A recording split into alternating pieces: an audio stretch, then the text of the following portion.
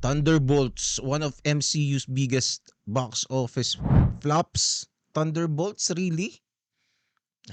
Kala ko pa naman medyo hindi ko pa napapanood eh, pero balak kong panoorin 'to. Merong mga may mga sinasabi silang mga parang spoilers daw, but gusto kong panoorin dahil gusto kong mapanood si Sentry. O yun, okay. Si Ink Blaster nandito. Napanood mo na ba, Ink Blaster, 'tong Thunderbolts? Ano, eh, hindi ko pa matiyempuhan yung minsan tinatamad kasi akong lumabas, eh, lalo na 'pag mainit.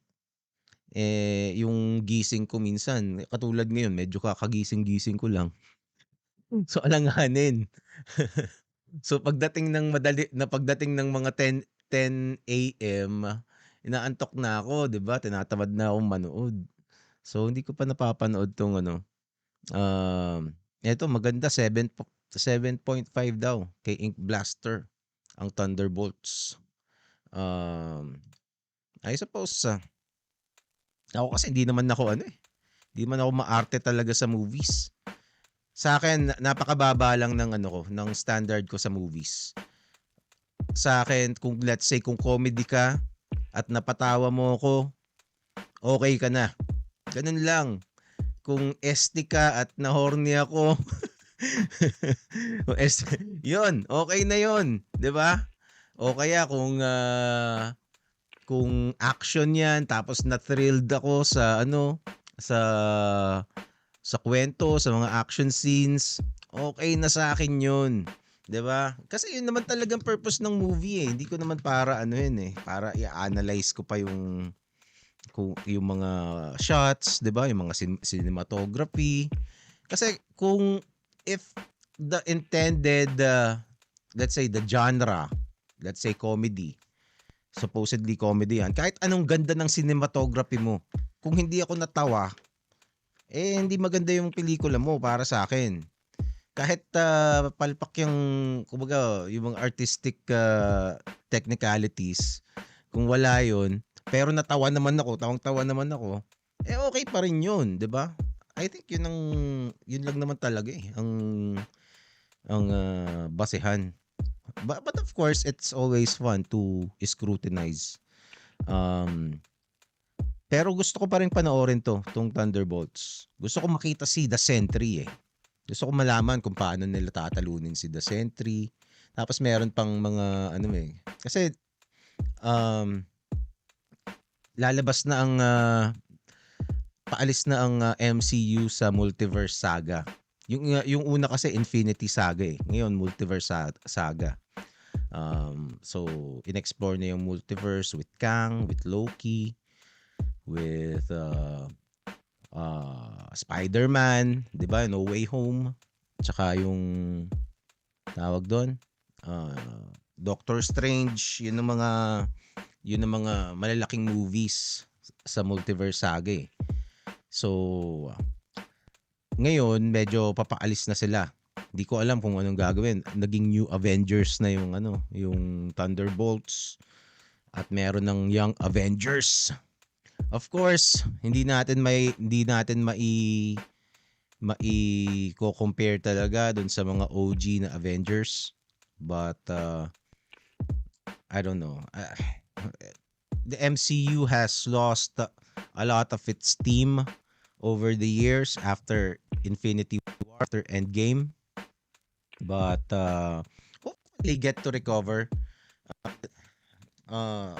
Disney is still a juggernaut. Kumbaga, overwhelming ang laki ng Disney, and unfortunately they got trapped into the woke.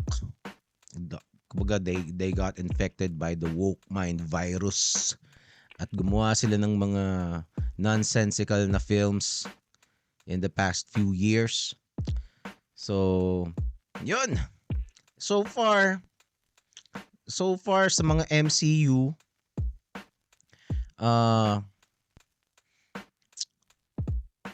mga gusto kong characters, sino ba mga okay na characters sa MCU ngayon? Eto okay lang sa akin si Yelena.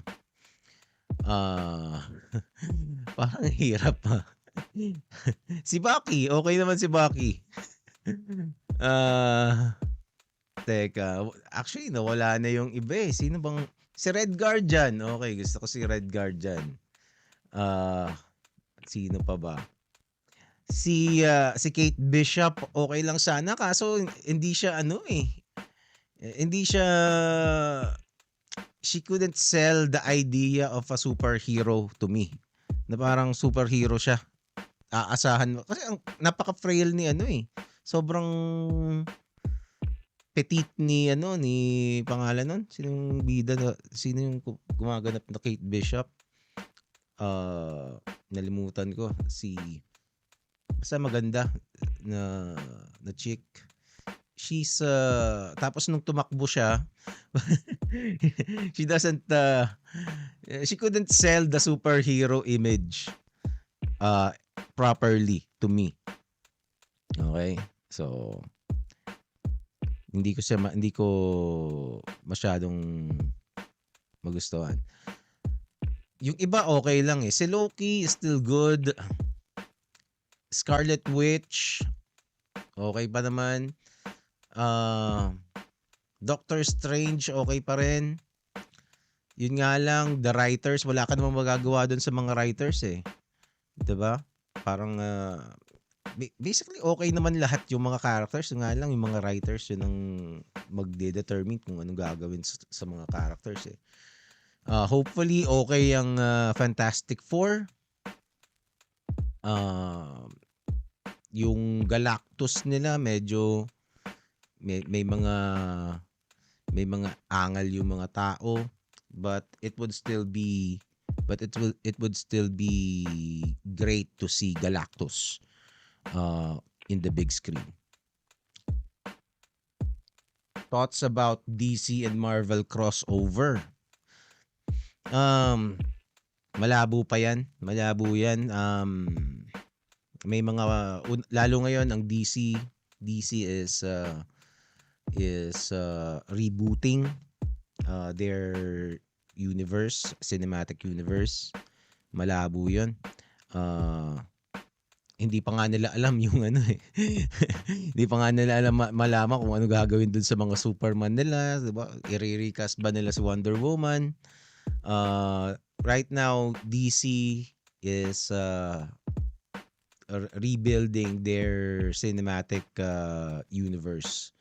So until they establish that, yung crossover would seem to be mahirap pang gawin. Di pa may imagine yan.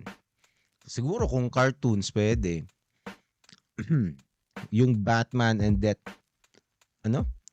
yung Batman and Deadpool comic. May bago bang Batman and Deadpool? Kung Deadpool, pwede siguro. 'Di ba? Kasi yung Deadpool medyo medyo parang ano bang word? Hindi siya rekta sa sa Disney. I think nasa Sony pa rin yung Deadpool, Sony ba o Warner? Basta siya, alam ko hindi siya rekta sa Disney. Although may mga problema si Ryan Reynolds ngayon sa personal na buhay niya. Nadamay siya kay Blake Lively dahil baliw silang dalawa. So medyo tarnished ang image ni Ryan Reynolds ngayon. So we'll find out kung ano pa ba. Pero right now, I'm hoping na okay ang kalabsan ng sana magkaroon ng magandang ending ang MCU Multiverse Saga. Although masyado kasing corrupted na yung yung mga tao sa kanila masyado na silang infected ng pagiging woke. It's so hard to kahit yung mga woke na ng mga moviegoers, hirap na silang ipagtanggol, eh. 'Di ba, hirap na talaga sila. Kasi yung mga typical tropes na ibabato nila, sasabihin nila, "Ano ka lang, misogynist ka lang." Eh, kahit sila hindi na sila nag-e-enjoy, eh, 'di ba? Kahit sila hindi na sila nag-e-enjoy.